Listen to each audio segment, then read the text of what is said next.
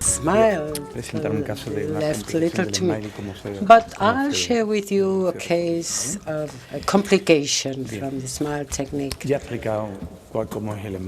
Juan told you about the smile, 4 steps. Pero no siempre el smile sale bien. A veces nos puede dar complications. Smile is not always successful. You may have some complications. Yo utilizo cuando hago los smiles las pátulas más planitas, ¿vale? I used to work with smile on flat maculae. Y es cierto que cuando has hecho bastante, la técnica es when you're used to that, the technique is excellent. Lo puedes hacer en un minuto. You can perform it in a minute. Si tienes experiencia. If you do have some experience, of course. A veces, but sometimes you may make small errors, mistakes, and this is a case. You see the data on right and left eye. You see -3. On the left eye, there is a problem in the final part of the lenticule, and the operation was stopped. And then a further operation was envisaged for later on, 3 weeks later. And we are at this part. And here we have a problem, because when you get to the very end of the operation, it becomes dangerous. If you started performing the lateral section, you may have problems, because when you start treatment, you start cutting, there's no problem. But and here in the last part, you may make mistakes. Instead of changing over to femto laser, this treatment was repeated 3 weeks later. And this is my doubt. We had doubts, and the operation was done over again. You see the data for the right and left eye, and we restarted with a delayed treatment with the same parameters. The operation was completed, the lenticule was removed, and then everybody was post-operatively. You see visual acuity 1 on the right eye, but on the left eye 0.4. Impossible to improve. The examination was normal, but astigmatism was irregular, and you see the aberration. So we thought, what's wrong here? What did we do? This is the previous, the pre-topography, and the post-topography. Something wrong happened, indeed. This is post-surgical OCT. What happened? Suspicion. There was a double partial lenticule with dragging the lower part, and then a small fragment remained there. So a solution had to be found, because we thought that is what happened. We thought that we could perform an examination circle with one section, another one, a third one, preparation one. What we do in those cases is to prepare it in such a way that if the cut was 120, we have to add 5 microns, and then the connection with a minimum 20 micron margin. And this is what we did.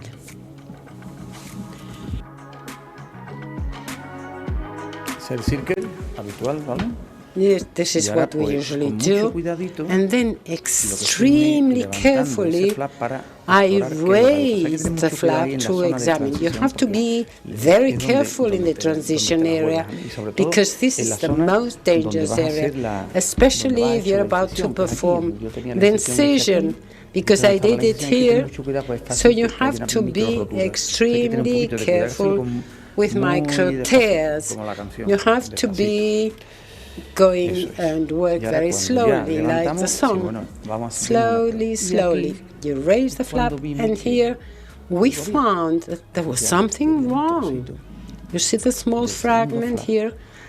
From a second flap, and very carefully, with an insulin needle, we raised it to remove it. Very small, but just enough to give rise to the problem. We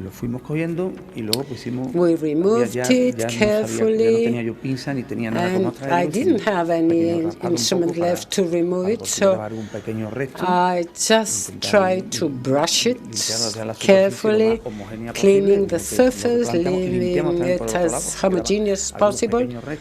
And here we are cleaning or removing the remnants, and here we replaced this layer, and then we crossed our fingers to see what happened.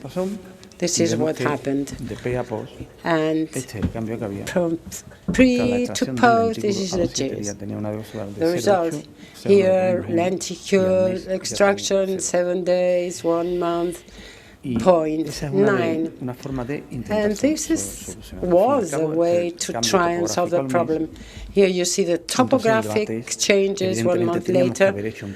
Of course, in case of doubt, you have to perform an immediate femtolastic. It isn't worthwhile to just play around with this. So if you're going to perform a delayed treatment, well, in case of laser, immediate femtolastic, and at any rate, just go deeper in a delayed treatment.